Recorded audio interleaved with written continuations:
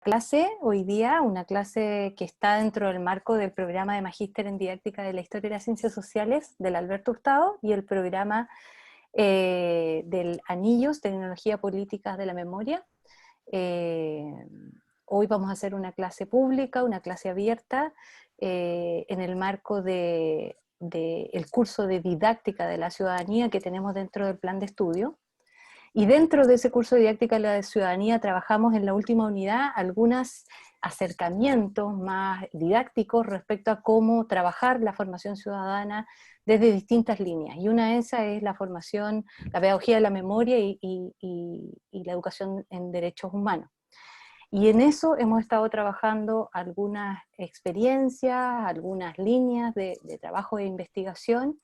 Y hoy día nos toca estar con una súper invitada, muy querida, y bueno, que va a ser una gran oportunidad para todas nosotras y todos nosotros poder dialogar con ella. María Luisa Ortiz, como algunos de ustedes saben y la conocen y otros la están conociendo, ella es jefa de colecciones e investigación del Museo de la Memoria y Derechos Humanos. Es investigadora titular del proyecto de investigación Anillos, Tecnologías Políticas de la Memoria, y bueno, ella también ha dirigido la línea pedagógica de este proyecto, en donde trabajamos juntas, digamos, varias de las que estamos acá, y además actriz fundamental en los procesos de activación en torno a los archivos de memoria y sus usos públicos, ¿sí? Entre ellos el uso que tiene que ver con la escuela, y que es el que estamos trabajando ahora, ¿ya? Eso, así que María Luisa Licha, como te conocemos, muchas gracias por estar acá, bienvenida. Eh, y bueno, yo voy a hacer una pequeña introducción y un contexto para que entiendan como en la línea y la articulación en que vamos a presentar hoy día a Licha y su trabajo en el museo fundamentalmente, y el uso y apropiación de archivos que se hace a partir del trabajo con los distintos archivos que se manejan al interior del museo. Y luego los dejo con ella, ¿ya? Después de hacer esta contextualización. Mi nombre es María Soledad Jiménez, soy quien dirige este curso. Aquí están presentes los estudiantes del programa de Magíster, más todos los invitados que llegaron, y que nuevamente les damos la bienvenida en este curso. Vamos a hacer la presentación y luego dejamos un espacio para la conversación, el diálogo, los comentarios, ¿ya?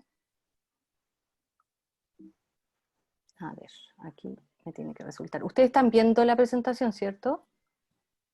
Súper. Sí, también. Gracias. Bueno, lo principal de mostrarles este pequeño esquema tiene que ver con contextualizar, como decía, el campo sobre el cual nosotros hemos hecho este acercamiento al tema de los archivos y a los documentos, y cómo hemos ido acercándonos, explorando el tema de los archivos de memoria y derechos humanos del museo. En el contexto del niño y en la línea pedagógica hemos estado trabajando, acercándonos, observando y explorando en las escuelas cómo se trabaja el tema de la dictadura militar y la vulneración de derechos durante ese periodo, ¿sí?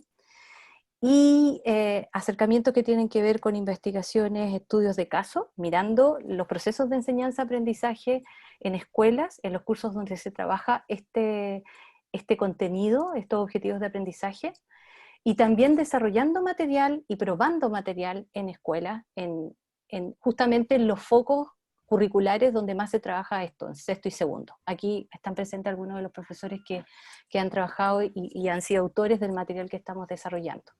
Hemos trabajado con profes en ejercicio, que para nosotros también es un tema súper relevante.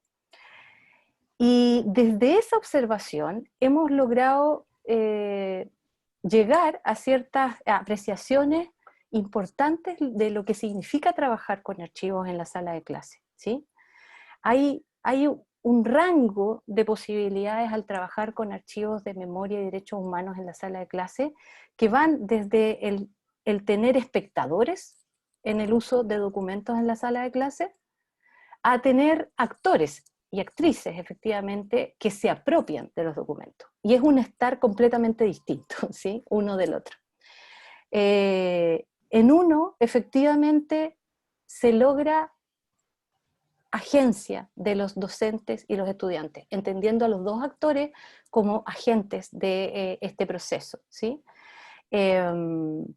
Y esto lo observamos fundamentalmente en dos campos, ¿sí? Uno que tiene que ver con la enseñanza-aprendizaje y el otro en las narrativas, ¿sí? Que son posibles de desarrollar al interior de una experiencia donde el docente y los estudiantes son espectadores, o donde el docente y los estudiantes son actores y se apropian de los documentos.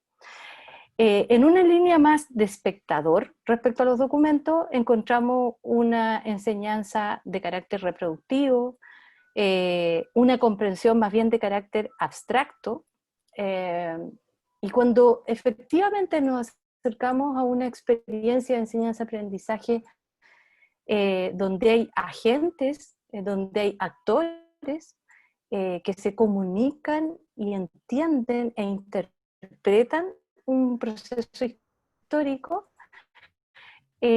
entramos a una enseñanza-aprendizaje que está y transformativa de su realidad, ¿sí? Hay un nexo instalado, ¿sí? Y que hemos tratado también de instalar en los materiales que estamos desarrollando. Asimismo, cuando revisamos las narrativas de los docentes en sus procesos de enseñanza y también de los estudiantes en sus procesos de aprendizaje y en las evidencias que van arrojando esos procesos, cuando hablamos de actores hablamos de narrativas súper unívocas en general, o sea, con una sola salida explicativa y con una baja relación con los documentos, ¿sí? En general es un discurso, un pasar materia, un conocer lo que pasó, ¿m? Más que efectivamente conocer las diferentes interpretaciones y las diferentes narrativas que hay sobre lo que pasó, ¿sí? Ese es el estado de mayor baja intensidad de relación con los documentos, una narrativa unívoca y sin relación con los documentos. Luego pasamos y hemos visto esta relación más binaria, ¿sí? Una narrativa de los dos demonios, de dos salidas, ¿sí? De lo bueno y lo malo, de la izquierda y derecha, etc. Cuando sí encontramos apropiación documental, encontramos narrativas mucho más complejas, ¿sí? Con una relación documental mucho más compleja. Y ahí surge nuestro interés de un conocimiento mucho más profundo de los archivos, ¿sí? Y una apropiación por parte de los que trabajamos en aula mucho más profunda, ¿sí? Quería mostrarles esto como para que entendiéramos por qué para nosotros es tan importante hacer esta relación con los archivos y documentos que están en su interior. Creemos que es parte fundamental de cambiar la lógica de una sala de clase y del trabajo de enseñanza-aprendizaje respecto a estas unidades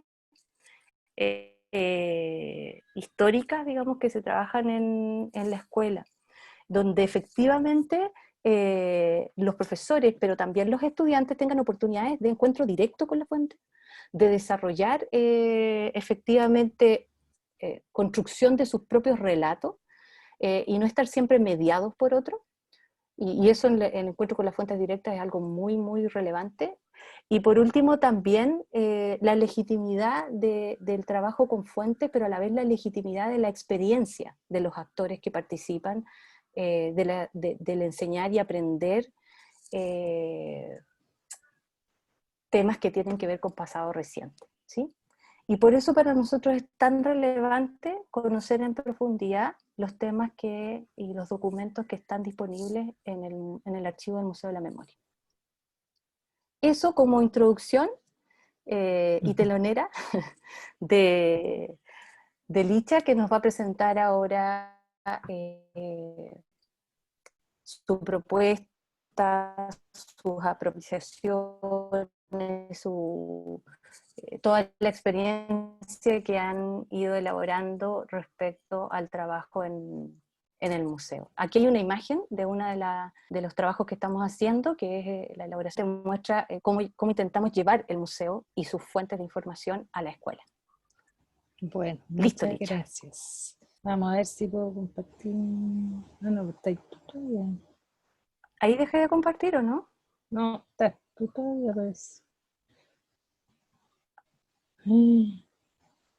A ver, ¿dejé de compartir o no? ¿Ahí? ¿Sí? ¿Sí, cierto? Sí, súper. No sé qué pasa. Pero tenía todo preparado, no sé por qué me pasa Siempre eso. pasa en ¿Por estas qué me dice transiciones. archivo? No sé, no puedo llegar a mi escritorio. Em,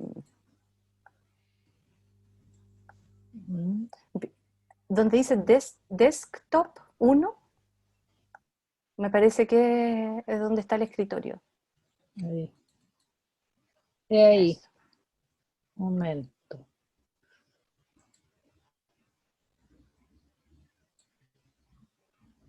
Bueno, bueno, es un gusto estar en esta clase con ustedes y con Toli, con mis colegas de proyecto, hablando de temas de archivos de derechos humanos y sus posibilidades. Primero, sus posibilidades, sus enormes posibilidades, y poder darles a conocer un poco eh, lo que el museo ha recogido, ha recuperado, eh, ha preservado durante 10 años de trabajo ya, con el fin de que estén usados, apropiados por diversas comunidades de usuarios. Ese es el fin. Mucho gusto poder estar aquí y contarles un poco. La idea es poder contar un poco de algunas plataformas que nosotros tenemos y hacer una muestra de algunos posibles usos a partir de experiencias concretas que han habido en distintos ámbitos. Lo primero quizás para partir es señalar que los archivos de derechos humanos vinculados a las violaciones de derechos humanos en su amplio concepto, no solo a las violaciones directas, civiles y políticas a los derechos humanos, sino que también a los derechos económicos, sociales y culturales en situaciones de dictadura, de conflicto armado, de situaciones de enfrentamiento, confrontación, han sido muy importantes y cada vez más valorados, tanto por el sistema internacional de derechos humanos como por las instituciones archivísticas como herramientas o medios fundamentales para no solo conocer nuestro pasado, sino que para todas las acciones respecto a estos crímenes, las garantías de no repetición y el trabajo de memoria que nos permite construir una identidad o reconstruir una identidad y reflexionar respecto siempre a lo que es nuestro presente para poder construir un futuro, como dice por ahí una de estas dos citas que yo eh, que, les que traigo aquí eh, a, la, a la clase. Me interesa destacar esto porque hoy día se habla mucho de archivos de derechos años atrás. Se empezó a valorar la importancia que tenía de que estos registros fueran conservados, protegidos, por el enorme potencial que tenían y el enorme valor que tenían justamente para el momento no solo presente mientras estas violaciones ocurren, y estos archivos son un instrumento de denuncia, sino que para todo el proceso posterior a estos momentos, de reconstruir la sociedad, de construir o de consolidar o caminar hacia sistemas que sean garantes de derechos. Y bueno, ¿y de qué estamos hablando también cuando hablamos de archivos de derechos humanos? Estamos hablando de una diversidad de soportes, de formatos, de materialidades.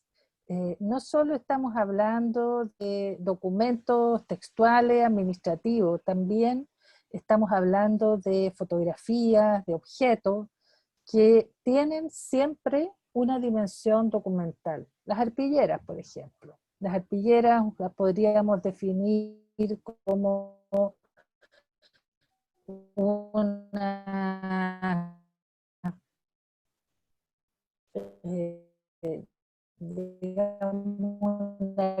artesanía, ¿no es cierto?, una técnica textil, como el que vivió Chile en este caso, fueron un instrumento de denuncia. Por eso muchas veces se les habla que son como periódicos de papel, ¿no? Fueron un instrumento para dar cuenta de las vivencias personales, colectivas, a partir primero de lo que es la búsqueda de los familiares prisioneros, de los cuales no se sabe, hasta la representación de la pobreza, de las ollas comunes, en fin. O la artesanía carcelaria, por ejemplo, elaborada en condiciones de prisión política y tortura, que dan cuenta también de una serie de momentos, de contextos, de estrategias para crear esa artesanía con distintas motivaciones, para ocupar el tiempo, para poder ayudar a la familia con un sustento económico, comercializarla, para denunciar, en fin. De modo que los archivos de derechos humanos son una diversidad de tipos de archivos, ¿m? Que van más allá de lo que tradicionalmente se conceptualiza como archivos. Por eso que para nosotros como museo tenemos esta mirada muy amplia, y también la conceptualizamos desde archivos de derechos humanos más que archivos de la represión, porque creemos que hablar de archivos de derechos humanos incorpora también todos aquellos registros de la resistencia a estas situaciones de contexto de violación a los derechos humanos. No solo de los mecanismos represivos, del sistema represivo, sino que también de la respuesta frente a esa situación. Y muchos archivos reunidos en estos distintos soportes nos ayudan a poder reconstruir determinados momentos de la historia, relatos, experiencias, como este, por ejemplo, en el cual el tema es las víctimas de la caravana de la muerte en La Serena. Ahí están las víctimas, su fotografía escribió el director de orquesta, Sergio Peñagén, Jorge Peñagén, los registros de prensa, las fotografías de la cárcel, la lucha de los familiares, el momento del hallazgo de los cuerpos y el registro del libro de la cárcel pública de La Serena, cuando estos prisioneros son sacados de la cárcel por miembros del ejército y son trasladados al regimiento. Ese conjunto diverso, ellos, que permiten ir a perspectivas, ¿no? Este es otro caso que son las víctimas de Mulchen, ¿ah? En que también, como vemos, está representado el hecho, cómo podemos ir reconstruyendo este hecho, abordando, acercándonos a esa experiencia a través de distintos tipos de documentos, de archivos, de arpilleras, en fin. De manera que esta diversidad de soportes, de formatos, de tipos de archivos nos permiten entonces llegar a estas situaciones desde distintas perspectivas, desde la versión oficial, hecho. Esa era como una primera cosa general respecto a qué son los archivos de derechos humanos y la diversidad de soportes que involucran estos archivos. Nosotros como museo en este año hemos reunido una enorme cantidad de fondos documentales, de objetos, propósitos, es que estos documentos no solo sean fuente para la exposición principal, la exposición itinerante, que como museo es la actividad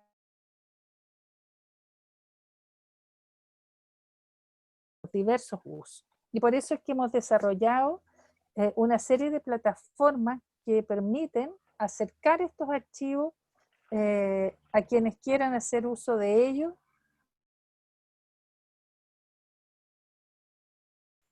Yo ahora quería mostrar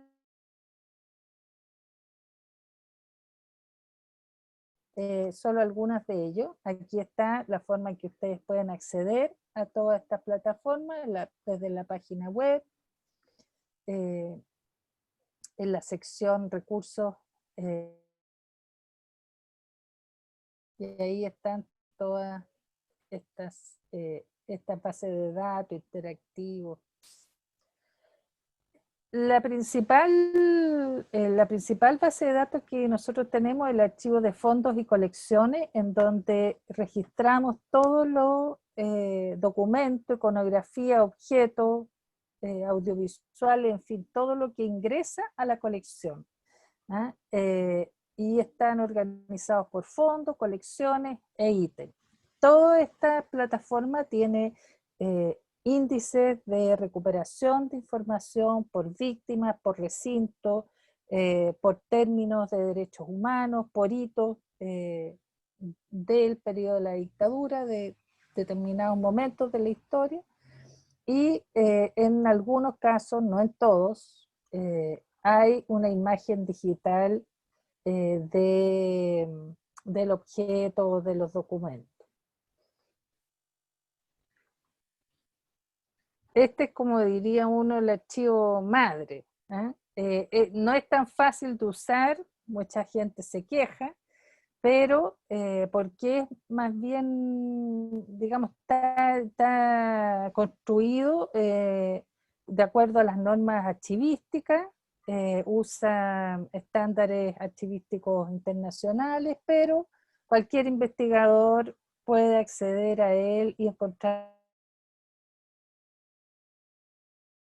el documento digital, cómo poder llegar a él, o si en esta época, sobre todo, que todo lo hacemos de manera en línea, porque estamos sin atender por la pandemia. Insisto que parece difícil, pero no es tan difícil. A mí me da un gusto enorme cuando, por ejemplo, ayer recibimos un oficio de un tribunal de Concepción en que solicitaban al museo un documento que estaba aquí en el archivo indicando el código de identificación. Es decir, es posible llegar a identificar documentos a los cuales se querría acceder para algún trabajo que necesiten hacer. Otro archivo que es muy importante y que es bien consultado también, y creo que es un recurso que es posible de usar también desde la pedagogía, es la web testimonio audiovisual.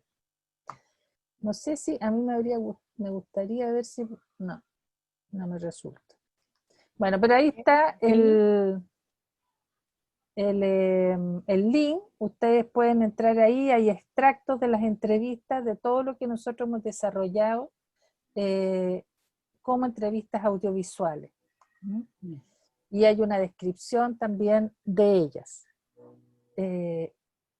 Están clasificadas por tipos de trabajo que nosotros hemos realizado: archivo oral, testimonios de la memoria. Tenemos prácticamente todas las regiones ya subidas arriba, son síntesis, no son entrevistas completas, pero bueno, hay una enorme cantidad de material ahí que pueden revisar. Me habría encantado poder mostrárselo, pero no me resulta este. A ver, aquí, este parece que... Este es el archivo radial. Este es un archivo que reúne una serie de programas y de radioemisora de distintas partes del país, también de fuera del país. Y hay extractos entonces que pueden consultarse. Aquí, por ejemplo, tenemos la radio La Voz de la Costa, que es una radio de Osorno, que son archivos históricos y que pueden accederse en línea y usarse en la sala de clase. Hemos tenido experiencias de profesores que han usado estos archivos.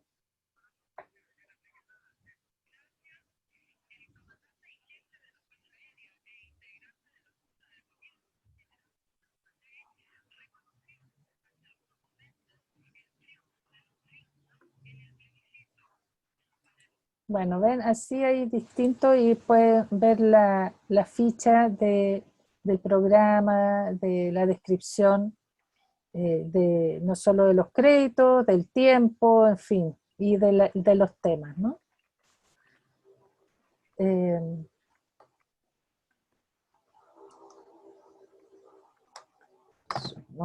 Un momento, sí. No sé dónde quedó. Acá. Esta es una web interactiva y la puse aquí porque han habido trabajos de estudiantes, no de escuela, pero sí de primer año de universidad que trabajaron con esta web. Esta web es una web interactiva que reúne testimonios de personas que vivieron en el exilio, algunos que todavía viven en el exilio, y que incorporan sus historias, algún hecho relativo a su experiencia de exilio y adjuntan una fotografía de ellos eh, con, con el relato. En algunos casos hay algunas grabaciones, porque también pueden grabar un video, o han grabado canciones también, algunos que han desarrollado una beta musical afuera, ya tienen creaciones respecto a su experiencia del exilio, también han adjuntado eso. Eh, estos testimonios son gatillados por preguntas que nosotros hicimos para estimular el escribir, porque no es fácil exponer las experiencias, los testimonios en una página web, ¿no? Y entonces pusimos preguntas gatilladoras para que pudieran compartir sus testimonios y, y entonces hay distintos tipos de experiencias, desde el problema del idioma, de lo que dejó en Chile, del tema del retorno, y la gran mayoría de los que entregan sus testimonios son eh, hijos, son segundas y terceras generaciones. Ellos han valorado muchísimo esta página web porque les permite tener un espacio para hablar de una experiencia sobre las que pocas veces a ellos se les pregunta, ¿no? Y entonces hubo un trabajo que se hizo con estudiantes de diseño que crearon un libro de ilustraciones a partir de los testimonios de esta web. Este es un último trabajo que hicimos en conjunto con el área de extensión del museo, en la cual convocamos a nietos de víctimas desaparecidas o ejecutadas a escribir una carta a sus abuelos. Y estas cartas las leyeron actores. Entonces, en este epistolario está incluida el relato de los actores leyendo la carta y también las cartas en su totalidad escritas por los jóvenes y la historia de las víctimas. Esta plataforma la lanzamos ahora para el 11 de septiembre y tenemos algunos proyectos para darle continuidad. Y ya hemos recibido manifestaciones de interés para usar este material que está aquí por una investigadora chilena que vive en Australia y que va a trabajar con estos testimonios, con esta experiencia, ¿no?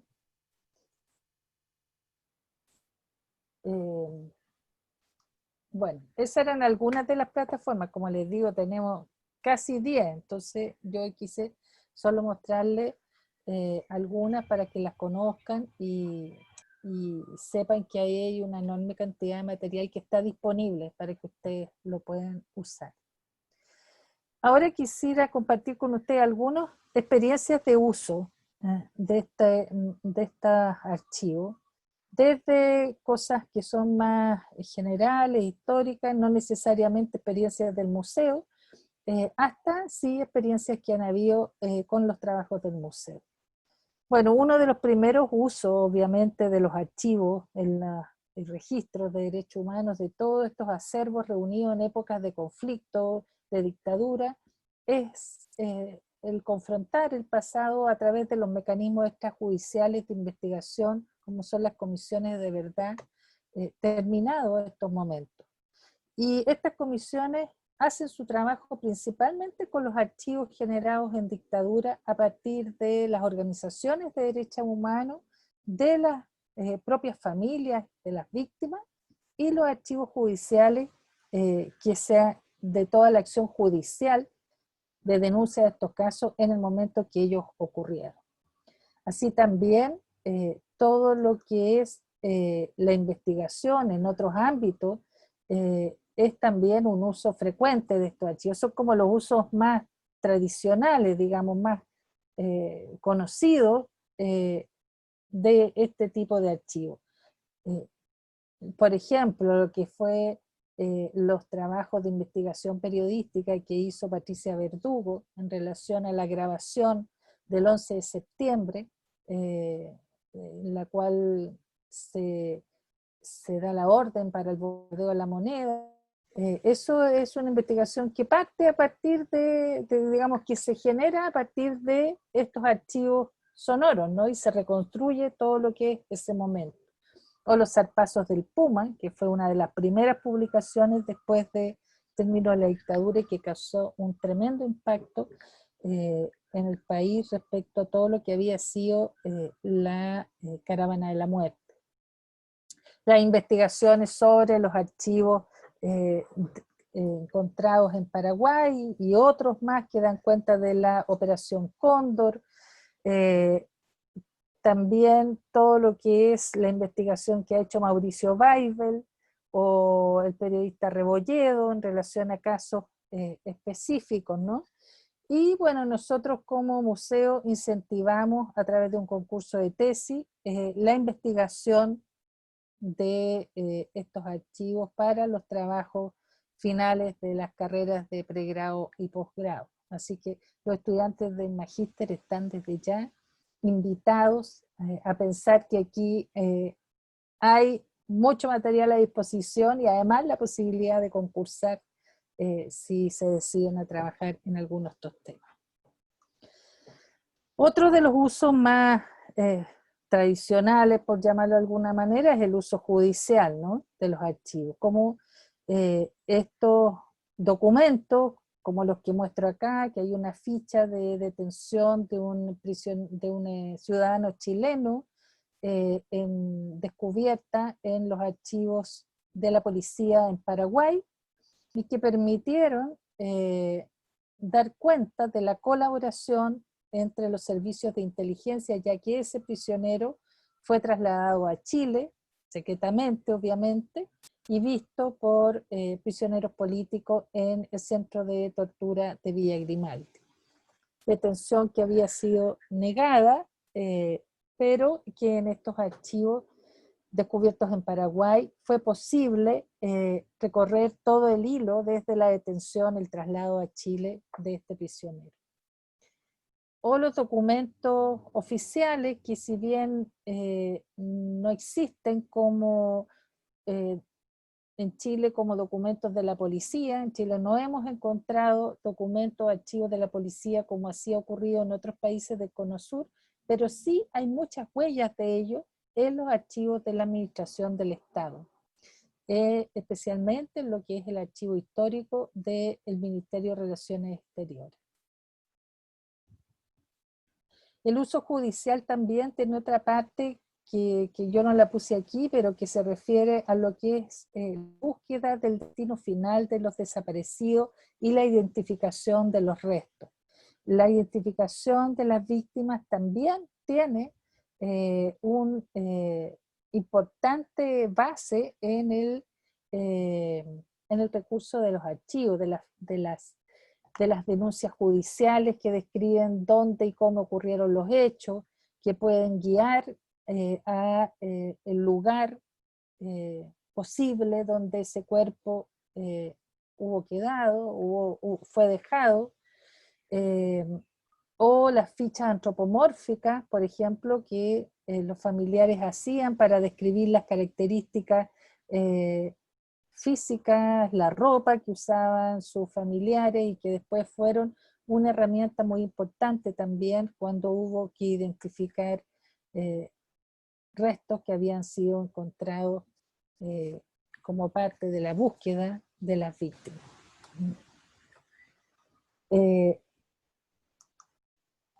Pero también los archivos judiciales, los archivos judiciales como tal, tienen otros usos.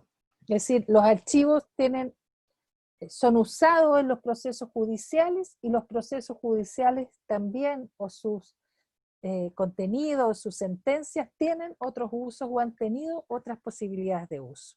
Este es un documental que se llama Las Cruces y que tiene como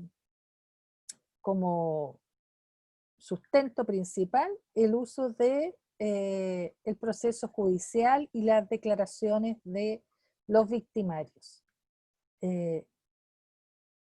No sé si la han visto, pero es muy interesante como aquí usan el archivo judicial en este documental, porque lo único que hay son extractos de las declaraciones que son leídos por lugareños de donde ocurrió la situación, que es en la región de Laja.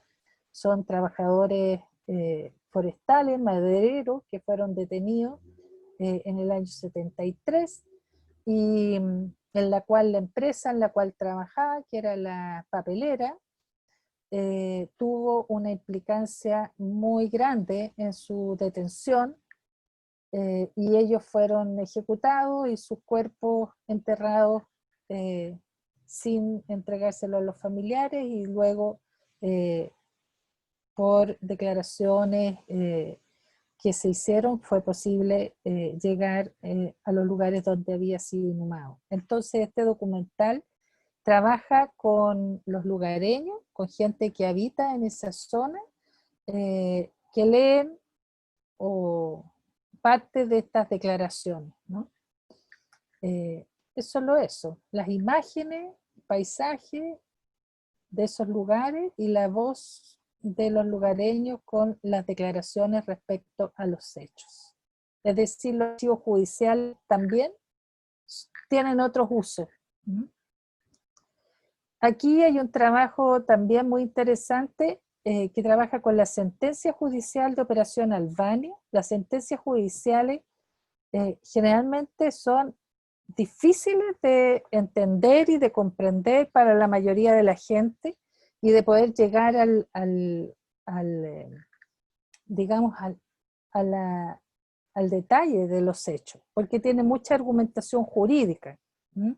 Y entonces lo que hace este periodista, Dino Pancani, es extraer de estas sentencias judiciales aquello que permite ir reconstruyendo qué pasó con cada una de las víctimas y las distintas declaraciones y testimonios dentro del proceso judicial que permite ir reconstruyendo los hechos, pero a partir de lo que ocurrió con cada una de las víctimas, y hacerlo comprensible para todos nosotros y poder entender lo que fue esa operación de exterminio, pero arrancándola, como digo, del proceso judicial y de la sentencia judicial principalmente. Es decir, los archivos también judiciales tienen todas estas otras posibilidades, ¿no? Y en realidad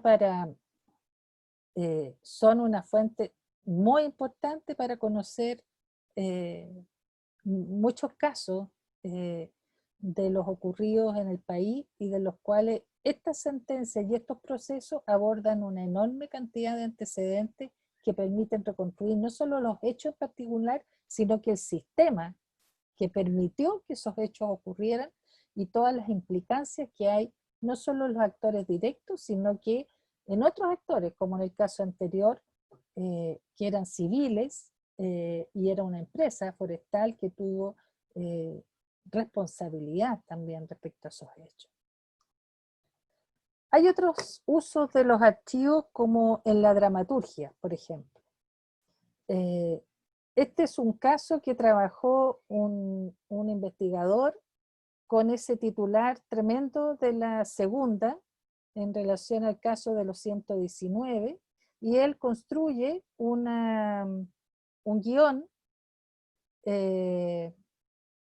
un guión que además de trabajar con el titular, él investigó el juicio que hizo el Colegio de Periodistas, la Comisión de Ética del Colegio de Periodistas, por la responsabilidad respecto a este titular y al caso de los 119 y ese montaje comunicacional. Y hace un guión, un texto dramático, espero que algún día lo monte, en la cual están los involucrados, digamos, el director de prensa, los periodistas, los que construyeron ese titular. ¿Ah? Bueno, esta es una de las del concurso de tesis y su texto está publicado, lo pueden bajar desde la página web del museo porque está en PDF. Hay otra experiencia de dramaturgia que es esta obra que trabaja con las actas de la Junta de Gobierno, de las sesiones de la Junta de Gobierno, que están todas en la Biblioteca del Congreso Nacional. Las actas están todas digitalizadas, son posibles de acceder en la Biblioteca del Congreso, pero claro, es el acta final. Pero estas actas además tienen un registro de la reunión, ¿no? En la cual se llega al acta final. Ese registro es posible consultarlo en la Biblioteca Nacional. Bueno, y ellos toman el acta y la reunión, no solo el acta, sino que el registro de la reunión, cuando se determina el nuevo Código Laboral. Y la obra se llama No tenemos que sacrificarnos por lo que vendrán, que es una frase textual de Pinochet mientras discutían cómo iba a ser el Código Laboral, por la nueva relación de los trabajadores y todo lo que eso significó hasta el día de hoy. También, y aquí ya es una experiencia directa en el museo de jóvenes estudiantes de diseño que trabajaron con cartas de prisioneros políticos e hicieron su proyecto de título creando este objeto libro, que tiene una serie de otros elementos, por eso es un objeto libro, en el cual extractan, primero interpretan y recrean desde sus propias sensibilidades y experiencias lo que esas cartas significan para ellos y hacen este objeto, estas ilustraciones, estas representaciones, y extractan algunos pedazos de cartas que tienen un significado y un sentido especial, ¿no? Para comunicar para lo que ellos representan.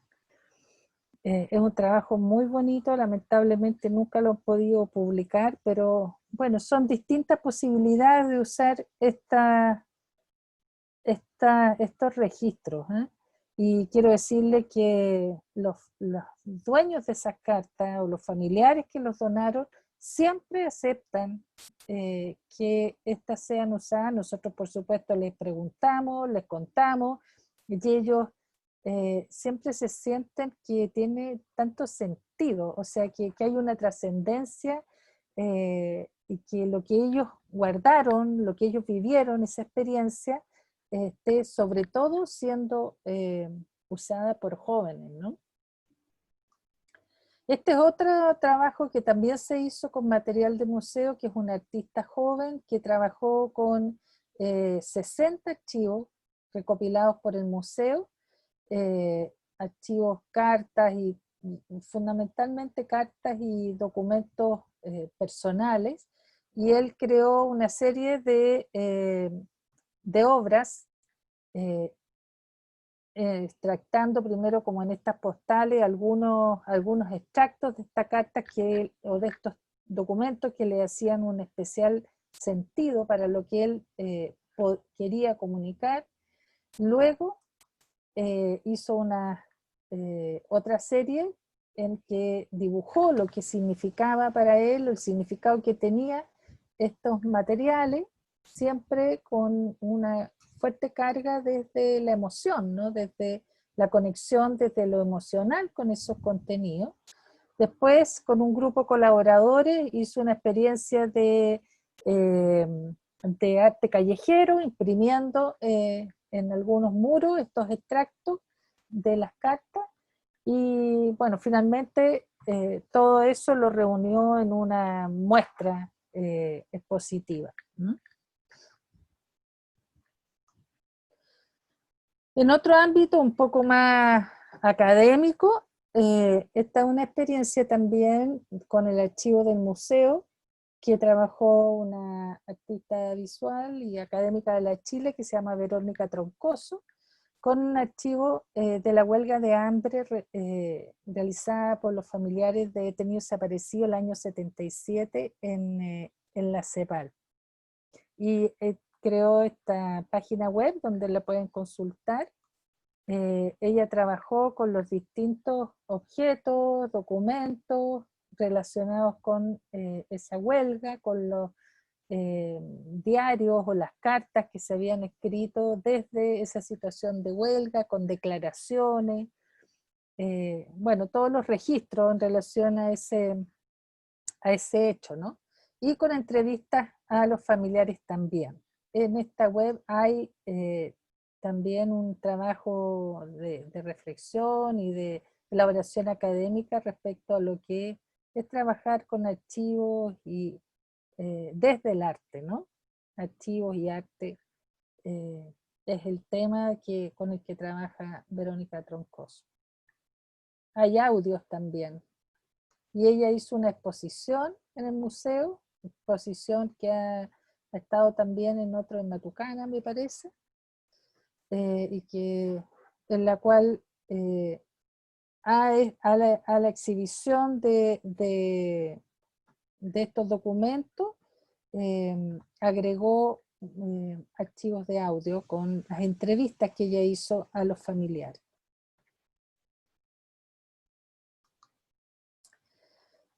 Bueno, para nosotros, como dije al principio, es fundamental que todo este material se use desde distintas perspectivas, desde lo judicial, la investigación académica, periodística, desde la creación, desde distintos ámbitos.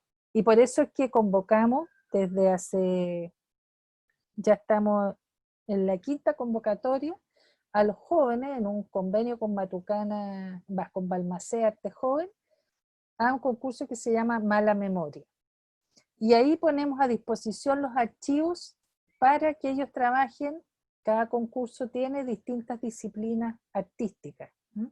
En este, por ejemplo, fue un concurso que convocó a la ilustración en base a determinados hechos o hitos ocurridos en dictadura, que ellos investigaban. Nosotros ponemos todas nuestras plataformas y los orientamos y los guiamos y los acompañamos para que puedan consultar estos hechos.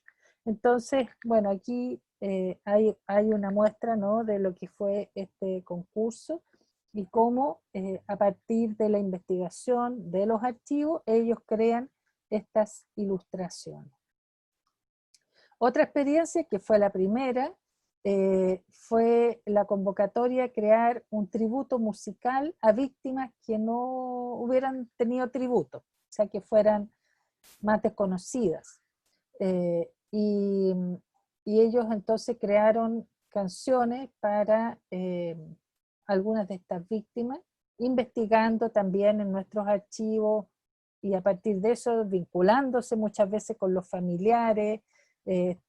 Fue una experiencia muy, muy bonita, porque se establece no solo la relación con el archivo, sino que también la relación con el testimonio, con la persona que está al otro lado, y en el cual el uso de su archivo o el que su experiencia sea significativa para otro, y ese otro quiera hacer una creación desde su perspectiva, a partir de ese vínculo con esa experiencia, tiene un significado, además, que de reparación y de dignificación y de reconocimiento, que es muy importante.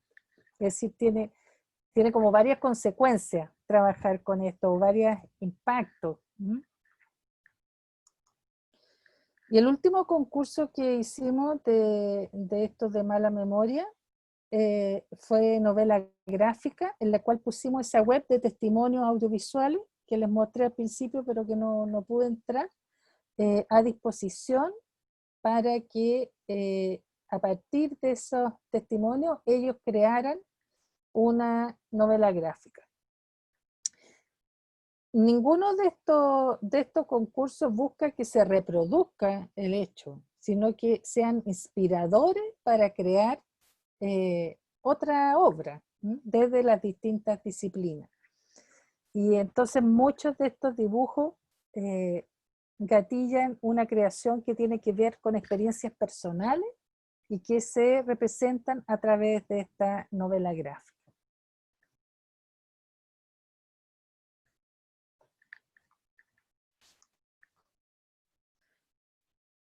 Y por último, eso era como una muestra de algunas posibilidades de uso de archivos desde distintas perspectivas y las implicancias, las distintas implicancias de los distintos impactos que tiene también el uso de estos archivos, ¿no?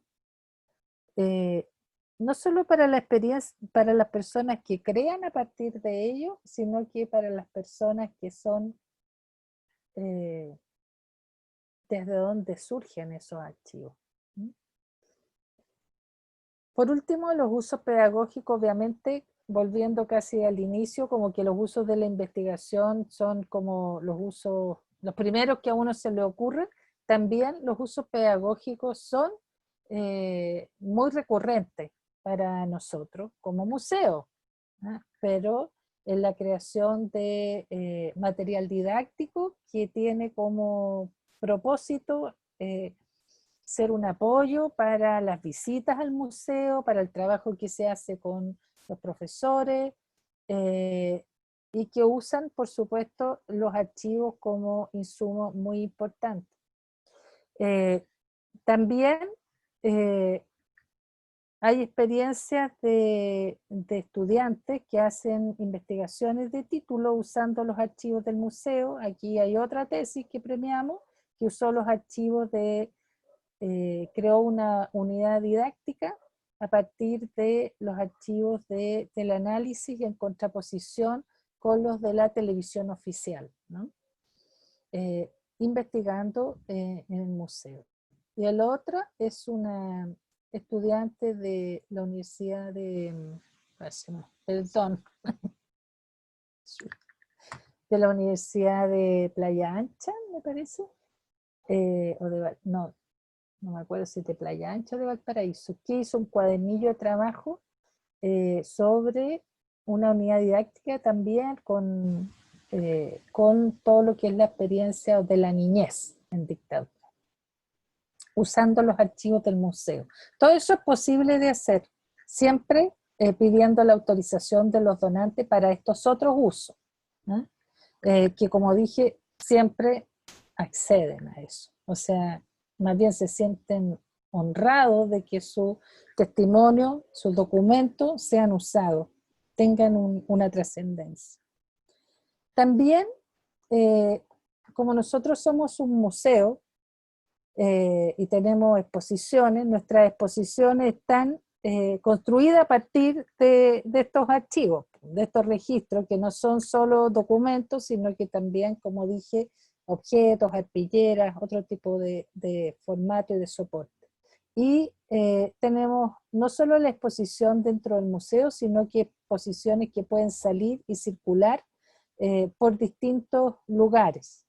En este caso es una exposición de arpilleras que llevamos a una escuela en Peñalolén, y ahí los profesores hicieron un trabajo con no solo la exposición fue visitada o exhibida, sino que les pidieron a los alumnos que hicieran trabajo también con esa exposición, con los contenidos de esa exposición, que a partir de lo que para ellos resonaba, significaba, importaba, lo que ahí estaba expresado en esa arpillera, pudieran proponer alguna actividad para el 11 de septiembre en la escuela. Y entonces, bueno, ahí está el trabajo, el profesor nos envió estas fotografías para contarnos todo lo que él había hecho en relación a la exposición. Eso muchas veces depende también de la voluntad, del entusiasmo, de la iniciativa del profesor, para que no solo sea una exhibición, sino que trabajar más, o sea, tomarlo como un medio, un instrumento, esa exposición para trabajar con ella, con los alumnos en la escuela. Esa posibilidad para los que hacen clases, entiendo que aquí hay varios profesores, también existe, de hacer, bueno, no ahora en pandemia, pero supongamos que esto no será eterno, tenemos un portafolio de exposiciones que pueden circular en las escuelas. Este es otro trabajo que hicieron estudiantes de una escuela de la Florida que fueron por primera vez al museo. Y aquí el profesor preparó esa visita al museo desde la escuela. Los orientó para que ellos en esta visita buscaran algunos objetos, documentos,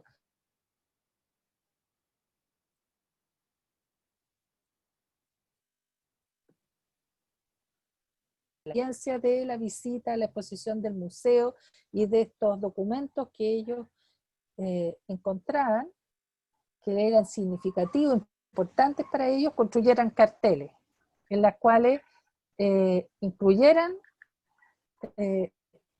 esto que había sido significativo para ellos y describieran al museo. Y entonces, bueno, varios usaron algunos de los documentos que están expuestos. Varios de ellos, esto fue el año pasado, me parece, en septiembre, es decir, había ya un ambiente de movilización en el país y con los estudiantes que también influyó y importante en lo que ellos construyeron también en los carteles, vinculándolo con su lucha del presente, ¿no? Y a mí, en lo personal, me llamó mucho la atención que uno de los carteles, el que está abajo, dice Chile, y que tiene un fondo negro, a ellos les llamó la atención una tela que hay en el museo, en una parte de la exposición que tiene los nombres de todas las víctimas que fueron prisioneras y torturadas y que aparecen en el informe Valech. Y es una tela negra que encierra todo una parte de la exposición en donde están las más graves violaciones a los derechos humanos, digamos, está las ejecuciones, las desapariciones, la tortura, pero es muy tenue.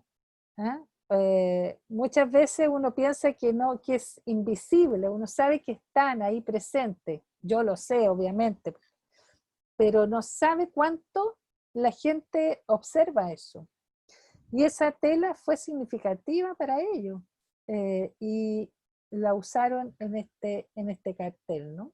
Vinculándolo, por cierto, con las imágenes de las víctimas y con otros elementos, bueno, la bandera, en fin. Como dijo Toli al principio, y me voy a agarrar de eso, la visita al museo puede ser, o la visita del museo a un lugar, puede ser una visita pasiva, en la cual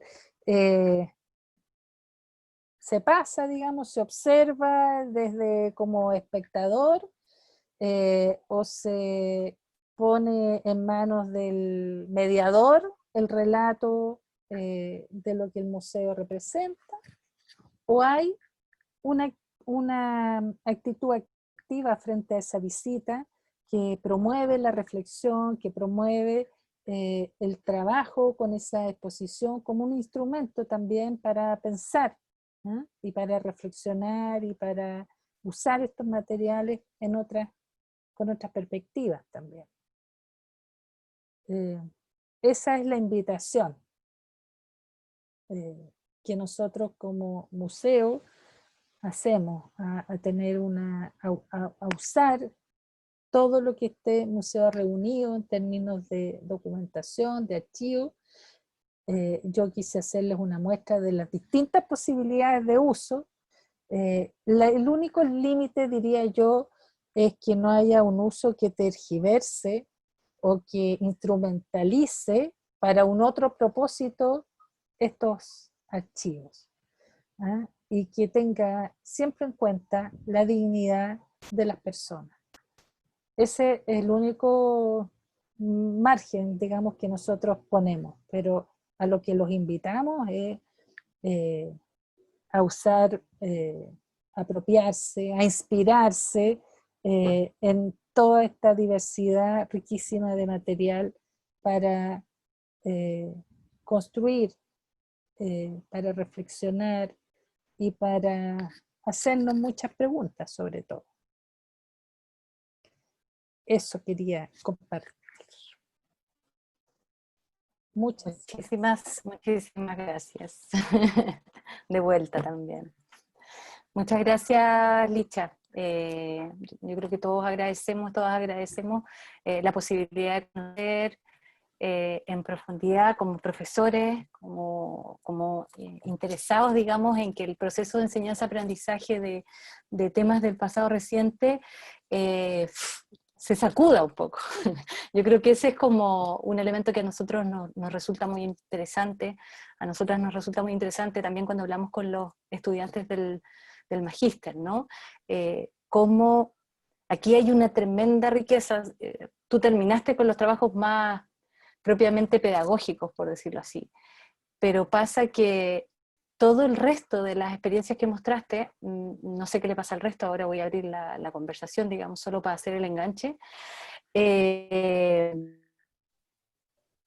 cómo los diferentes actores de la sociedad, los artistas, los investigadores, los ciudadanos, usan directamente los archivos para generar una propia interpretación. Y que a veces en la escuela eso es lo que no sucede. Eso que es algo tan simple, por decirlo así.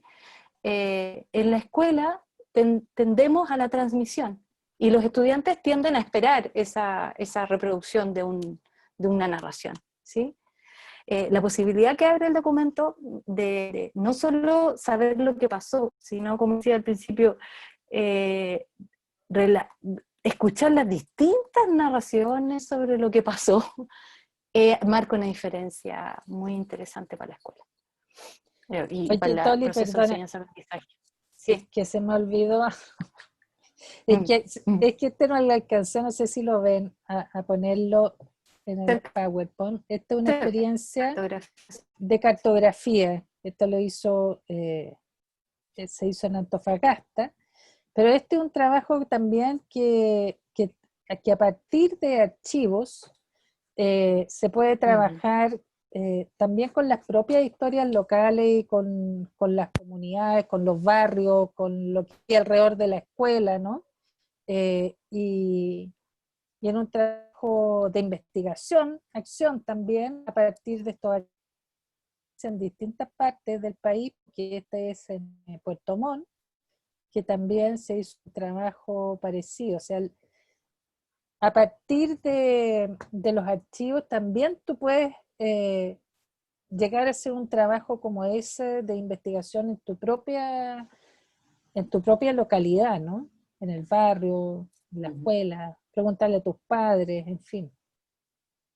Abrir una serie de conversaciones que nos damos cuenta que no se han abierto y que hay todavía mucho silencio. Absolutamente.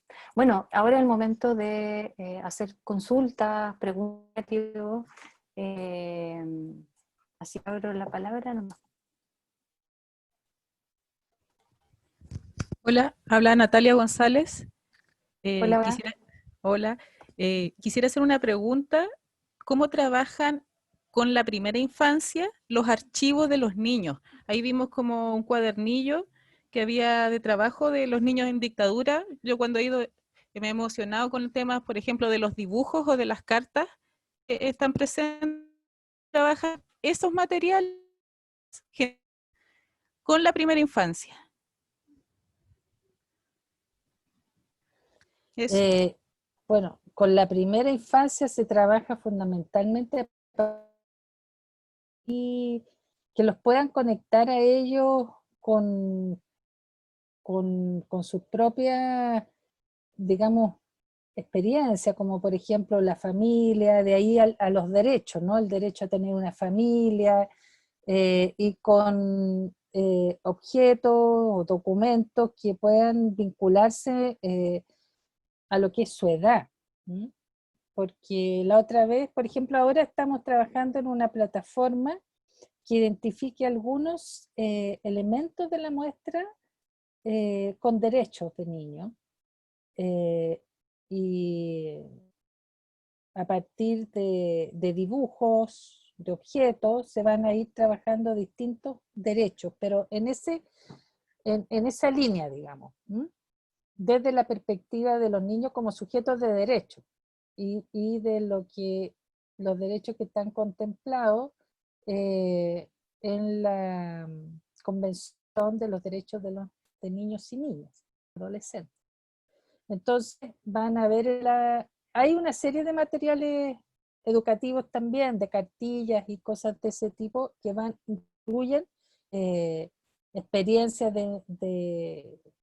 o dibujos, o los sopotopos, por ejemplo, que hacían las madres prisioneras para entregarles a los niños. Entonces se parte de eso, de la experiencia,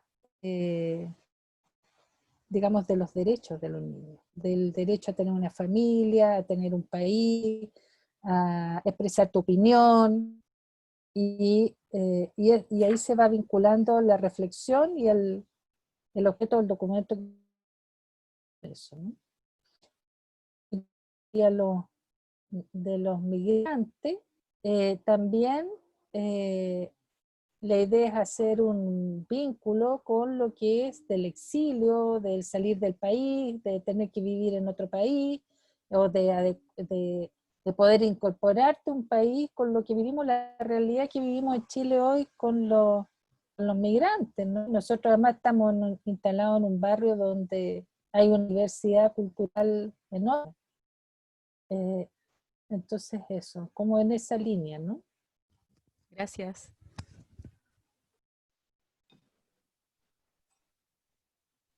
Quizás solo agregar que es algo que es algo que genera harta controversia. Y lo hemos hablado aquí, hay varios estudiantes del magíster, egresados del magíster. Hay un estudiante que es educadora de párvulo, con la que hemos hablado harto de estos temas, porque no es fácil, como que tiende a pensarse que es un problema para el tema de la formación ciudadana, eh, que los niños no van a tener la capacidad de reflexionar sobre estos temas que tienen que ver con la toma de decisión, con el interpretar, etcétera, sobre una realidad y poder tomar posición. Y, y al parecer los niños están súper capacitados, no al parecer, digamos, la literatura lo dice, súper capacitados de entrar en esos temas. Claro que desde ciertos espacios de significación, como decía la Licha, ¿no? Y de hecho, bueno, hay ejercicios que hemos estado haciendo que tienen que ver justamente con eso, y que cuando los niños se ven convocados porque están otros niños haciendo, encontrándose con actores iguales a ellos, por ejemplo, en el pasado reciente, su interés sube mucho y su capacidad comprensiva sube mucho. Cuando están integrados elementos del entorno sobre los cuales ellos pueden entender, por ejemplo, las relaciones familiares en la dictadura, y todas las modificaciones que se vivieron en torno a ella, también es fácil entender el proceso, también pueden interpretar el proceso. Eso. Cuando se reconocen, de alguna manera, eso no pasa, perdón, no pasa solo con la primera infancia, Claro. pasa con los jóvenes también, cuando se reconocen en esa otra, reconocen algo de ellos, de su experiencia, de su emoción, de su vivencia, en esa experiencia del otro, en algo de eso otro. Entonces, es muy, digamos, casi todos expresan eso también. ¿Ah? Cuando nosotros les preguntamos por qué trabajaste en esto, en el concurso Mala Memoria, por ejemplo, porque eso, esa historia o esa carta o esa postal me gatilló una emoción que me conectó con mi propia experiencia. Cuando hay algo de ese otro que uno reconoce en sí mismo. Y a los niños les pasa también lo mismo, ¿no? A veces hemos tenido, por ejemplo, hicimos una exposición de arpillera en estos centros que están como, estas bibliotecas que están como en los malls, se me olvidó ahora cómo se llama. ¿Vivo? Algo Memoria, vivo. no, ¿cómo se llama? Algo así como vivo, algo como que se me Mm. olvidó ahora. Y ahí las chiquillas de esa biblioteca trabajaron mucho con niños, porque había una que era parvularia, con niños de jardín que iban a visitar, y era de arpilleras. Bueno, la arpillera es algo que a partir, digamos, que es posible, es una materialidad, un soporte que es fácil de trabajar con los niños, porque en muchas arpilleras hay muchos niños también, pues niños en los comedores infantiles, y de ahí se va produciendo una conversación con ellos muy interesante. Como dice la Toli, los niños tienen más opinión de las que uno piensa a veces que tienen, ¿no? Licha, Hay acá una hay una pregunta, perdón. pregunta. Sí. Dice, estuvo excelente, muchas gracias. Buenas tardes. Una pregunta, prefiero hacerla por acá. Quería saber cómo, en el caso del tratamiento artístico de los archivos, se ha abordado el tema de la ética. Al fin y al cabo, se trabaja con casos sensibles y complejos. Daniel. Bueno, como dije ya, pues, el único margen que nosotros ponemos es en la no instrumentalización para un otro propósito, en el cual se tergiversa y se usa malamente. Nunca nos ha ocurrido. ¿Ah? Y lo otro es el respeto por la dignidad de las personas. Ahora, para el uso por terceros, para un libro, una obra o lo que sea, sobre todo cuando son archivos personales, se pide la autorización de los donantes y ellos siempre aceptan. ¿Mm? Y nunca nos ha ocurrido, nunca hemos tenido un problema ético en realidad. Espero que no lo tengamos, pero también, bueno, ¿cuál podría ser, no? No sé. Creo que el mayor problema ético podría ser la instrumentalización para un otro propósito, pero las formas de representación en el arte son tan diversas, ¿no? Y tienen que ser realizadas en libertad también.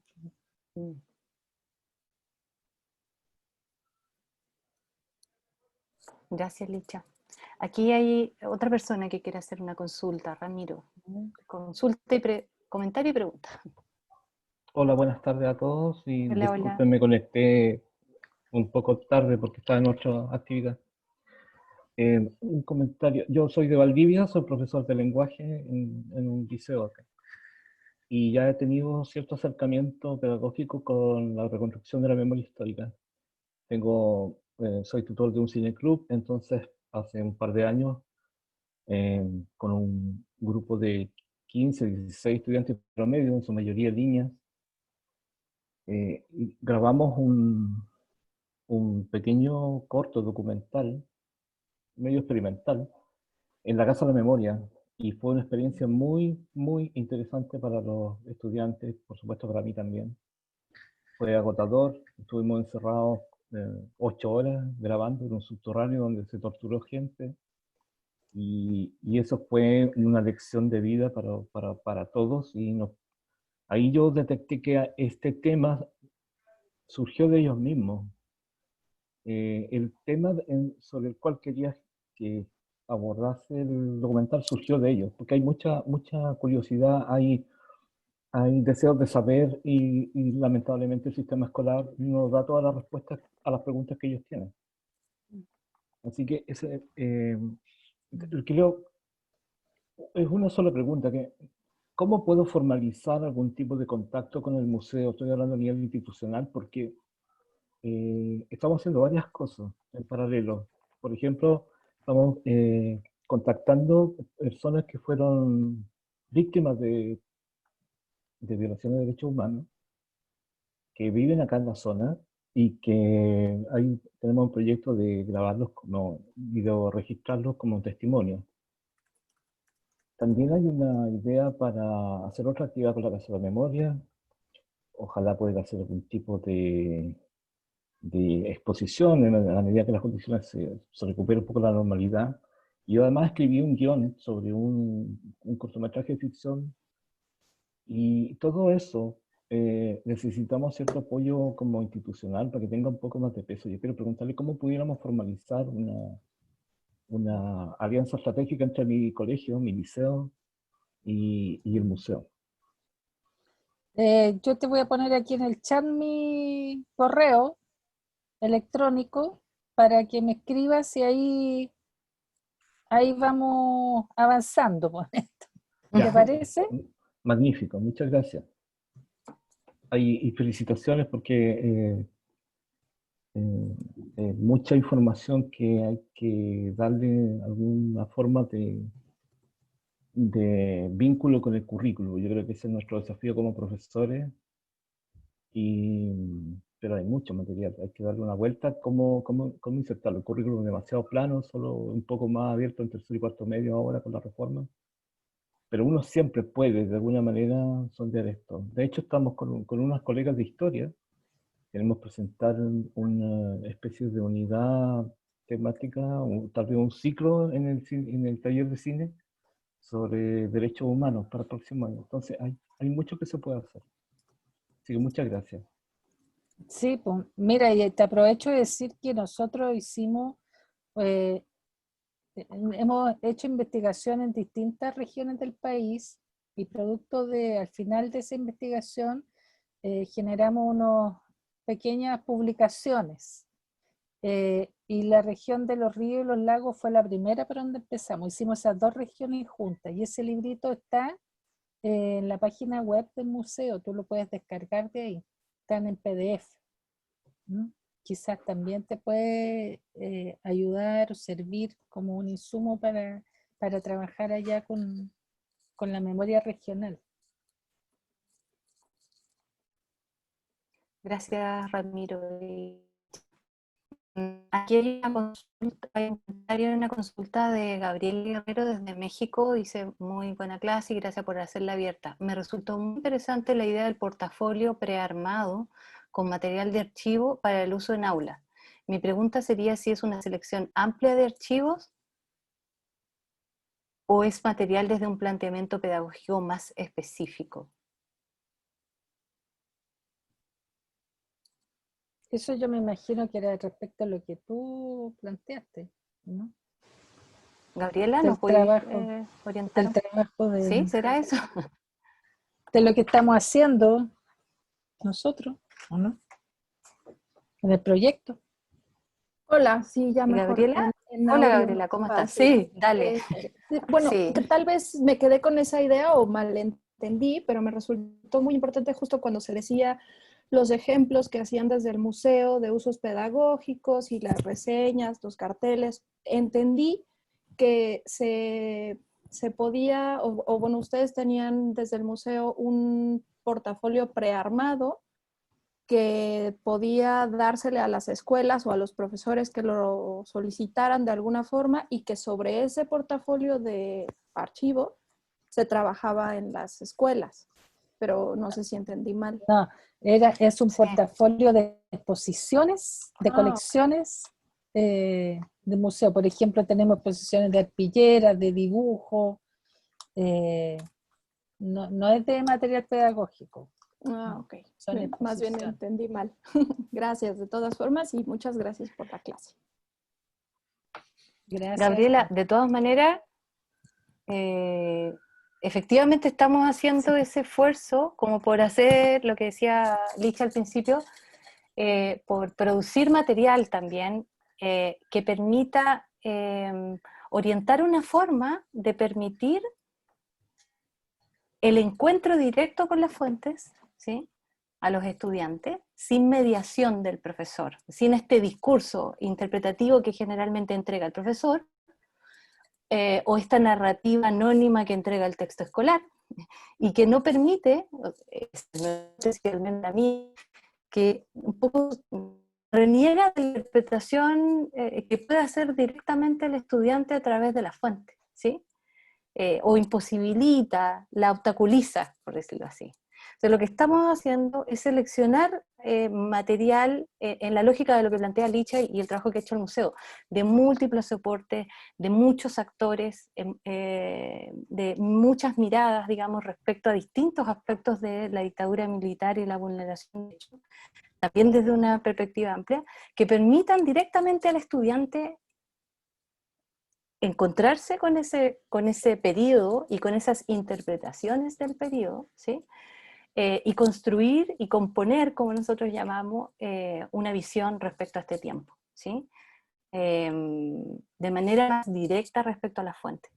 Y bueno, estamos en ese proceso y también vamos a montar otra página web, otro sistema web, que la idea es que muestre ese material que hemos hecho con profesores, con todos las personas que trabajamos en la línea pedagógica, muchos están acá, Daniela, Sandra, etcétera, Licha, y que la idea es poder armar más red con los profesores. Un poco también lo que decía el profesor de Valdivia, Ramiro, ¿cierto? Que la idea es que podamos mostrar lo que nosotros estamos proponiendo, pero a la vez que los profesores nos propongan cosas a partir de estas fuentes, ¿sí? Eh, eso. Hay un comentario que Sí. también quería hacer Yasna y, perdón, no estoy viendo lo otro. Y María Alejandra. Sí, exacto. Y yo creo que con Sí. eso vamos redondeando. Hola, es muy cortito. Hola. Bueno, gracias por la exposición. Y bueno, quería comentar un poco de esa experiencia que tuvimos el año pasado que tiene que ver con este material que se trabajó en sexto básico. Un poco la consulta, yo creo que trabajar en los primeros niveles, primer ciclo, segundo ciclo, siempre va a ser un desafío. Pero creo que la experiencia que vivimos el año pasado nos permitió, al menos a mí en mi escuela con los estudiantes, darme cuenta que ellos tienen un potencial enorme y a mí como profesora entender ese potencial respecto al uso de la fuente. De repente uno como que siempre cree que necesita esa mediación, pero el trabajo me permitió darme cuenta que no es necesaria esa mediación, que los chiquillos efectivamente al encontrarse con la fuente, que además fue un proceso muy diversificado, vieron video, vieron audios, vieron texto, vieron imágenes, entonces toda esa diversificación de fuentes que tiene el museo permite al estudiante un encuentro súper directo y al mismo tiempo una reflexión muy, muy profunda con su contexto actual. A nosotros nos pasó que retomamos después del 18 de octubre y eso también generó toda una reflexión mucho más profunda respecto al pasado que le estábamos presentando a los estudiantes. Y sobre lo mismo también creo que no deja de ser relevante dar cuenta de que cuando uno trabaja estos temas controversiales también como los podemos llamar, siempre es importante reflexionar respecto al rol que tienen los apoderados. A mí ahora en el proceso de pandemia nos ha ocurrido que el trabajo de fuentes, el hablar incluso de la dictadura con los papás sentados al lado de los niños, ha sido bien problemático. O sea, a mí los apoderados incluso han entrado en la clase así como profesora, a mí no me parece que usted esté hablando de esto, que es un debate que se abrió en este periodo de pandemia y que creo que la fuente de cierta forma nos permite decir, oye, yo no estoy inventando una historia, estoy mostrando y estoy mostrando lo que pasó. Creo que eso es algo que que la fuente tiene mucho poder desde ese sentido, como a este resguardo, entre comillas, que de repente los profes tenemos que tener cuando trabajamos estos temas. Entonces creo que desde ahí una tremenda posibilidad el poder instalar el uso de la fuente, que podemos darlo por sentado, pero que cuando uno lo trabaja directo con el museo, tiene otra lógica y que impacta muy profundamente en los estudiantes. Eso. Gracias. Muchas gracias, Yana. Había una María Alejandra. María Alejandra, sí. Hola, sí. Bueno, yo solo quería comentar que muchas gracias por la clase, muy interesante. Me parece súper interesante cómo se está desarrollando el tema de la didáctica del uso de los archivos y que el museo sea y como que impulse esta apropiación del uso de los archivos, porque me parece que también es una forma de hacer reparación a esas víctimas y a todos nosotros que somos también herederos de esa herida. Y me parece que hacerlo a través del arte y de todas estas reinterpretaciones es súper bueno, porque en el fondo lo que hace es mantener una memoria viva, que me parece que los archivos en general es como yo soy archivera y ese es mi área de trabajo, digamos.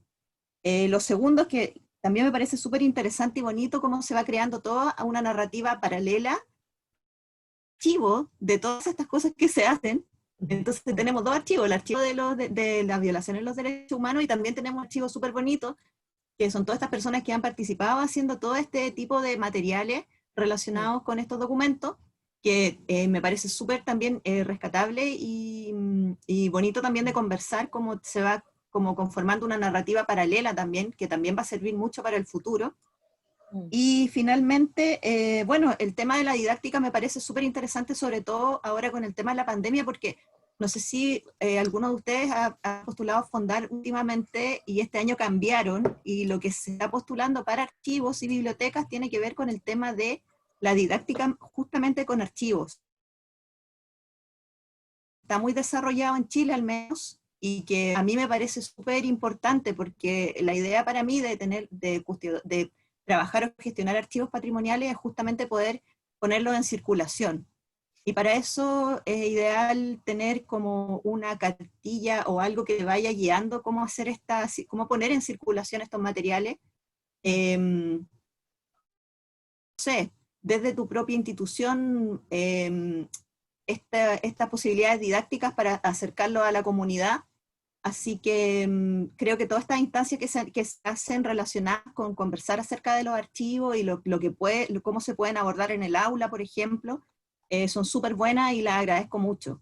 Así que ojalá se puedan volver a repetir, y el tema de los anillos del conocimiento, el programa viene súper interesante, de ahí se podría, digamos, hacer como una pequeña escuela, no sé si será una cosa muy, pero a mí me parece que es necesario porque no existe en Chile mucho el tema de la didáctica de los archivos, y creo que es súper necesario justamente para que estén en circulación y cumplan su función. Eso, muchas gracias por la clase. Gracias, Alejandra. Micha.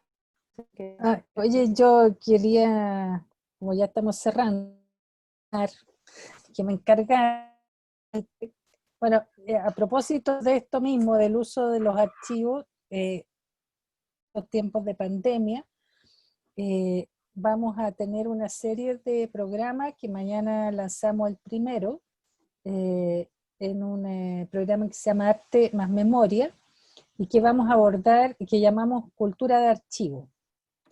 Y en estos programas vamos a abordar todos los trabajos que se han hecho con archivos del museo desde distintas perspectivas, principalmente desde el arte, pero también desde otras perspectivas. A las 7 de la tarde por el Facebook Live del Museo de la Memoria. Así que los invito, si quieren, igual si no pueden estar ahí, van a quedar grabados y van a poder consultarlos después en la página del museo. Eso.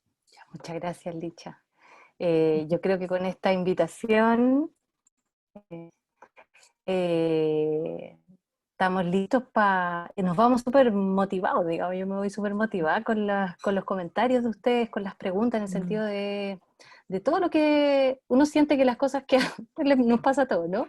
A veces no tienen tanta importancia para muchos, y de repente te das cuenta que el proceso de aprendizaje, o sea, que tú hables de didáctica del archivo, me parece súper interesante, ¿no? O sea, Sí. cómo efectivamente se puede hacer un uso pedagógico, pero no solo desde los historiadores o los pedagogos de historia, sino hay una red de relaciones que se tiene que establecer para que esto funcione.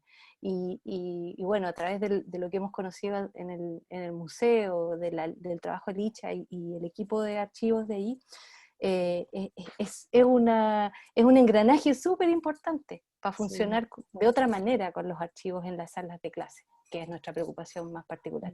Así que yo le agradezco la presencia a todas, a todos los que estuvieron el día, de Chile, de otros lados, y particularmente, bueno, a nuestros estudiantes del magíster, y particularmente a Licha que nos ha permitido y nos ha abierto, digamos, este mundo y su que es bien infinito, siento yo. Es bien infinito y eso es muy estimulante. Muchas, muchas gracias. Sí, muchas gracias a todos y me encantó esa idea de trabajar sobre los archivos de los archivos. Sí, muy bonito. Nos diste muy buenas ideas, María Alejandra. Y bueno, ahí iba mi mail también por si quieren tener contactos, preguntas, en fin. Está quedó ahí en el chat para todos, todas y todes. Exacto. Muchísimas gracias. Quedamos con el equipo Anillos también súper con hartas ideas y entusiasmo. Exacto. Ya, bueno, pues, muchas a gracias. descansar. Que estén muy bien. Chao. Nos despedimos. Gracias a Gracias ustedes, por estar. chao. Chao, chao, Chao. chao. Chao, chiquillas. Chao, gracias. Chao. Chao, muchas gracias. Chao, muchas gracias, que estén bien. Chao. Chao, gracias. Chao. Chao. Chao, muchas gracias. Chao, Pablo, que estés bien. Muchas gracias.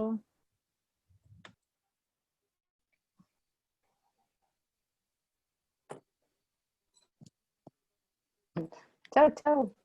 Chao, chao. No sé salir.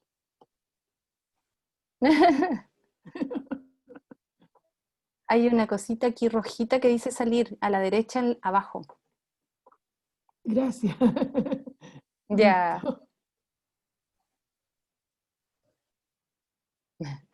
¿Estamos solas? Sí, estamos solas. ¿Por qué dice 9 personas?